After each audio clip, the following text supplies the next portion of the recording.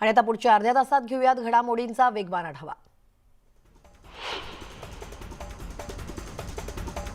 औरंगाबादेत आज मुख्यमंत्री उद्धव ठाकरेंची सभा होणार आहे। याच पार्श्वभूमीवर शिवसेनेकडून जय्यत तयारी करण्यात आली आहे। तर या सभेच्या पार्श्वभूमीवर भाजपकडून जोरदार पोस्टरबाजी देखील करण्यात येत असल्याचं पाहायला मिळालं। या पोस्टरच्या माध्यमातून भाजपकडून सेनेला डिवचण्याचा प्रयत्न करण्यात आलाय।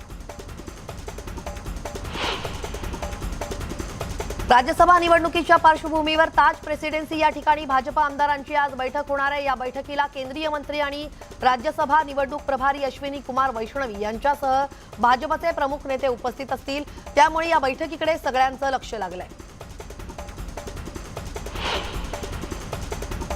अनिल देशमुख आणि नवाब मलिकांना राज्यसभा निवडणुकीसाठी मतदान करता येणार का यावर आज निर्णय होणार आहे। कैद्यांना मतदानाचा अधिकार नाही असं स्पष्ट करत ईडीनं देशमुख आणि मलिक यांच्या मतदानाच्या परवानगी अर्जाला विरोध केलाय। त्यामुळे येत्या शुक्रवारी होणाऱ्या मतदानाआधी महाविकास आघाडीच्या गोटात चिंतेचं वातावरण आहे।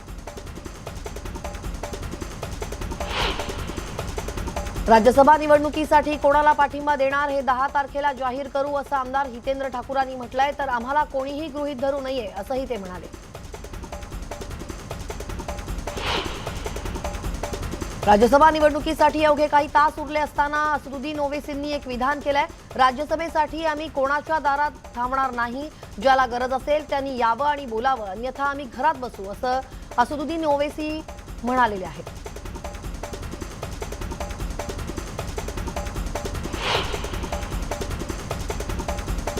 अनिल देशमुख आणि नवाब मलिकांना राज्यसभा निवडणुकीसाठी मतदान करता येणार का यावर आज निर्णय होणार आहे। कैद्यांना मतदानाचा अधिकार नाही असं स्पष्ट करत ईडीनं देशमुख आणि मलिक यांच्या मतदानाच्या परवानगी अर्जाला विरोध केलाय।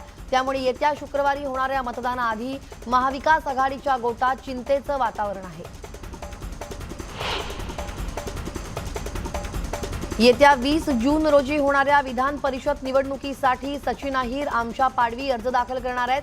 आज दुपारी 2 वाजता विधान भवनात त्यांचा उमेदवारी अर्ज दाखल करतील। अर्ज दाखल करताना शिवसेनेचे नेते आणि मंत्रीही उपस्थित राहणार आहेत। पुण्यातील प्रसिद्ध व्यावसायिक अविनाश भोसलेंची सीबीआय कोठडी आज संपणार आहे। त्यामुळे भोसलेंना पुन्हा मुंबई सत्र न्यायालयात हजर केलं जाईल। सीबीआयची कारवाई बेकायदेशीर असल्याचा भोसलेंचा दावा फेटाळत त्यांना पोलीस कोठडी सुनावण्यात आली होती।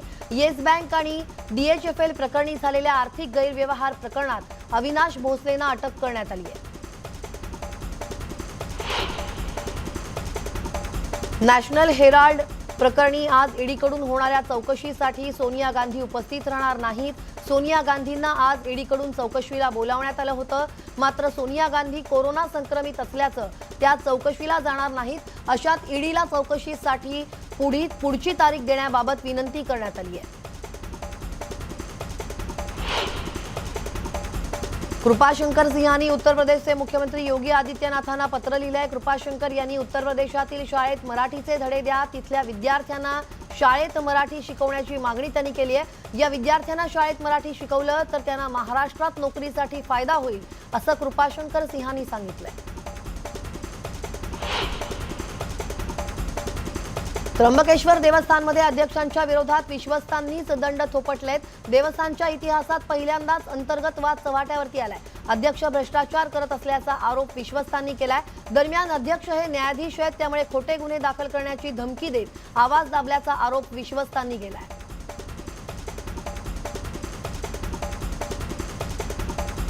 मुंबईत तब्बल 20,000 ठिकाणी डेंग्यू मलेरिया पसरवणारे डास आढळून आलेत। पालिकेनं डेंग्यू प्रसारास कारणीभूत ठरणाऱ्या 45 लाख ठिकाणी झाडाझडती घेतली असता 18,000 ठिकाणी डेंग्यू पसरवणारा एडिस डास सापडलाय।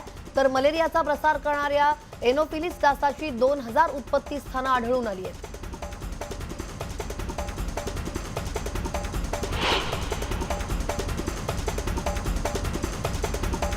मुंबई महानगरपालिकेकडून पूर्व आणि पश्चिम उपनगरातील पाणी पुरवठा सुरळीत करण्यासाठी जलवाहिन्यांच्या देखभाल दुरुस्तीची कामं करण्याचा निर्णय घेण्यात आलाय।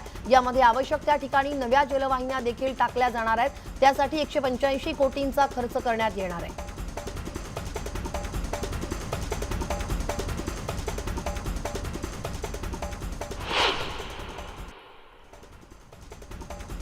पुणे शहराच्या सर्वच भागात गेल्या 7 ते 8 महिन्यांपासून अपुरा आणि विस्कळीत पाणी पुरवठा होत असल्यानं नागरिक मेटाकुटीला आलेत। टँकर माफियांचे हात ओले करण्यासाठी शहरात कृत्रिम पाणी टंचाई करण्यात आल्याचा आरोप नागरिकांनी केलाय। महापालिका प्रशासनाकडे तक्रार केल्यानंतर त्याची दखल घेतली जात नसल्यानं नागरिकांना मनस्ताप होतोय।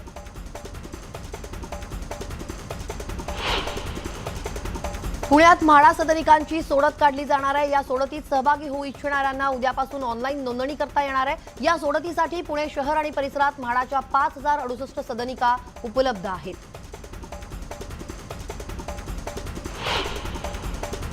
बहुप्रतीक्षित 12वीचा निकाल आज लागणार आहे। दरवर्षीप्रमाणे यंदाही 12वी बोर्डाचा निकाल हा सुमारे दुपारी 1 वाजताच्या दरम्यान जाहीर होणार आहे। हे सर्व निकाल ऑनलाईन पद्धतीने पोर्टलवर जाहीर होणार आहेत। पहिली ते 7वीच्या विद्यार्थ्यांचं दप्तरांचं ओझं आता कमी होणार आहे। यासाठी 7 विविध विषयांची पुस्तकं एकाच वेळी शाळेत नेण्याऐवजी या संपूर्ण अभ्यासक्रमाची 3 भागात विभागणी करून एकच पुस्तक न्यावं लागणार आहे। शैक्षणिक विभागानं एकात्मिक पाठ्यपुस्तक योजना तयार केली आहे।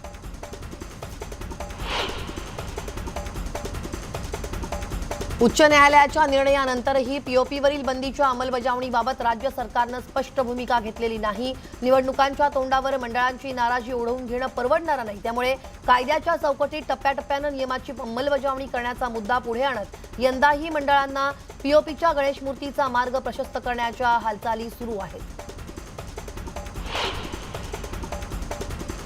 राज्यातील विमानतळाच्या विकासासाठी राज्य सरकारनं महत्त्वाकांक्षी योजना आखली आहे। कोल्हापूर विमानतळाच्या विस्तारीकरणासाठी राज्य सरकारनं 52 कोटी 72 लाख रुपयांचा निधी उपलब्ध करून दिलाय। या निधीमुळे कोल्हापूर विमानतळावर नाईट लँडिंग तसेच इतर सुविधा उपलब्ध होऊन पर्यटनाला चालना मिळणार आहे।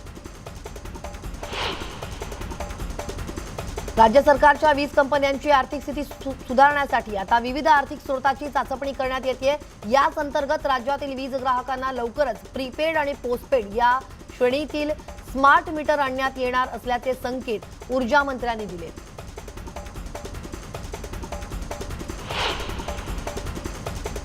जुन्नर तालुक्यातील नारायणगाव पोलिसांनी सुमो गँगला अटक केली आहे। या गँगनं एसटी स्टँड परिसरात प्रवाशांना लुटणं, नारायणगावात दिवसाढवळ्या घरफोड्या केल्या होत्या। या गँगकडून 8,80,000चा मुद्देमाल हस्तगत करण्यात आलाय।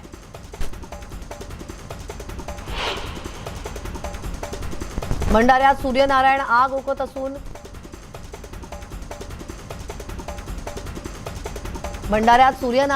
ओकत असून त्याच्या झळा वन्य प्राण्यांना सुद्धा पोहोचतायत। भंडाऱ्यातील कोका अभयारण्य T16 वाघीण ही आपल्या 3 बछड्यांसह सनबात करताना दिसतेय।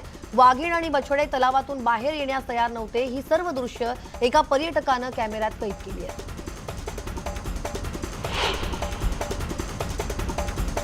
जालन्यात वनविभागाच्या कर्मचाऱ्याच्या हातातून तुरी देऊन निसटलेला बिबट्या अखेर जेरबंद करण्यात कन्नड वनविभागाच्या कर्मचाऱ्यांना यश आलंय।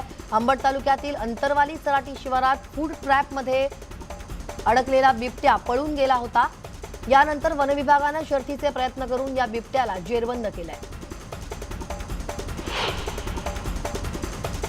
पुणे नाशिक महामार्गावरील कळंब इथं रात्रीच्या वेळी भरधाव वेगानं जाणाऱ्या अज्ञात वाहनाच्या धडकेत बिबट्याचा जागीच मृत्यू झालाय। रात्रीच्या वेळी भक्ष्याच्या शोधासाठी बाहेर पडलेला बिबट्या महामार्गावर आल्यानं हा अपघात झालाय। बिबट्याचा जागीच मृत्यू झाल्यानं प्राणीप्रेमींनी नाराजी व्यक्त केली आहे।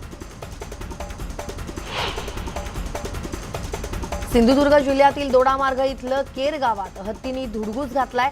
गेले 3 ते 4 महिन्यांपासून गावाच्या हद्दीत हत्तींचा वावर आहे। त्यामुळे फळबागांचं मोठं नुकसान झालंय। त्यामुळे शेतकरी हतबल झालेत।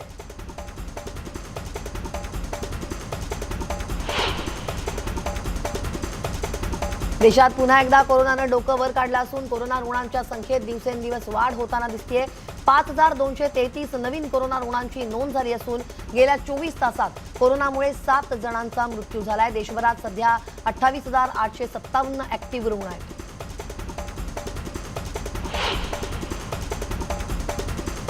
पंतप्रधान मोदी टूर ऑफ ड्युटीची घोषणा करणार आहेत। आता भारत सरकार देशात सैन्यात भरतीसाठी नवीन प्रक्रिया आणणार आहे। टूर ऑफ ड्युटी असं या प्रक्रियेचं नाव आहे। या प्रक्रियेअंतर्गत 4 वर्षांसाठी तरुणांची सैन्यात भरती होणार आहे। केंद्रीय मंत्रिमंडळाची आज बैठक होणार आहे। पंतप्रधान नरेंद्र मोदी यांच्या अध्यक्षतेखाली ही बैठक पार पडणार असून सकाळी 11:05 ही बैठक होणार आहे। या बैठकीत विविध मुद्द्यांवरती चर्चा केली जाणार आहे आणि काही महत्त्वाचे निर्णय देखील घेतले जाणार असल्याची माहिती आहे.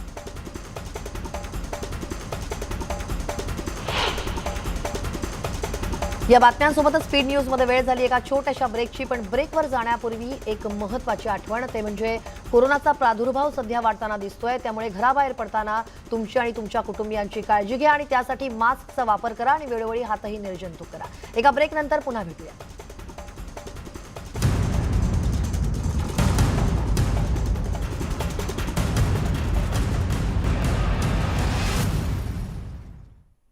ब्रेक नंतर स्पीड न्यूज मध्ये तुमचं पुन्हा एकदा स्वागत. बातम्या पाहूयात वेगवान स्वरूपात.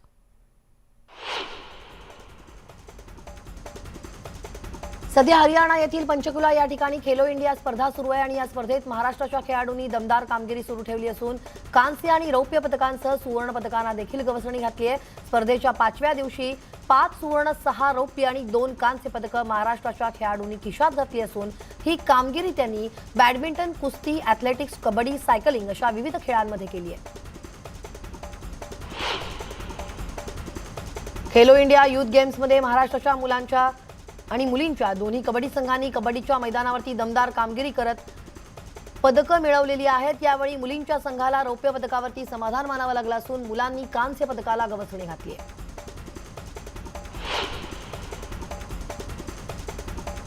WWE फॅन्ससाठी एक आनंदाची बातमी समोर आली आहे. तब्बल 16 वेळा वर्ल्ड चॅम्पियन राहिलेला WWE स्टार जॉन सीना पुन्हा एकदा रिंगणात दिसणार आहे. तो 27 जूनला पुन्हा एकदा 2 हात करताना दिसेल. WWEनं याबाबतची घोषणा केली आहे.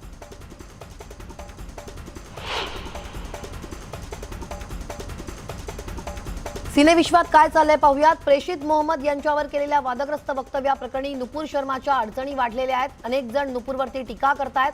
मात्र यातच बॉलिवूडची पंगागल कंगना रनौत ही नुपूरच्या समर्थनार्थ पुढे आलेली आहे. कंगना म्हणाली आहे की हा भारत आहे, अफगाणिस्तान नाही. प्रत्येक जणाला आपलं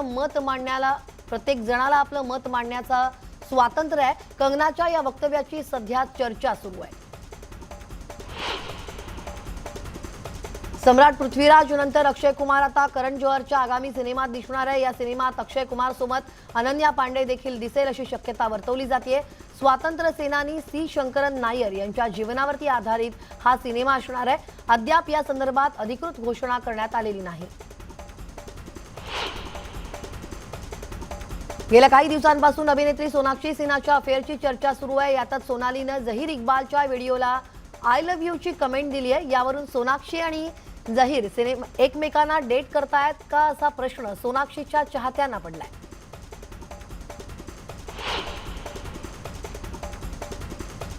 सरसेनापती हंबीरराव चित्रपटाची बॉक्स ऑफिसवर यशस्वी घोडदौड पाहायला मिळतीये. 11 दिवसात या सिनेमानं विक्रमी कमाई केली आहे. सरसेनापती हंबीरराव हा चित्रपट बॉक्स ऑफिसवर चांगलीच कमाई करताना दिसतोय. इतिहासाचं सुवर्णपान उलगडणारा हा चित्रपट प्रेक्षकांच्या पसंतीस उतरलाय. गेल्या 11 दिवसात या सिनेमानं 18 कोटींची कमाई केली आहे.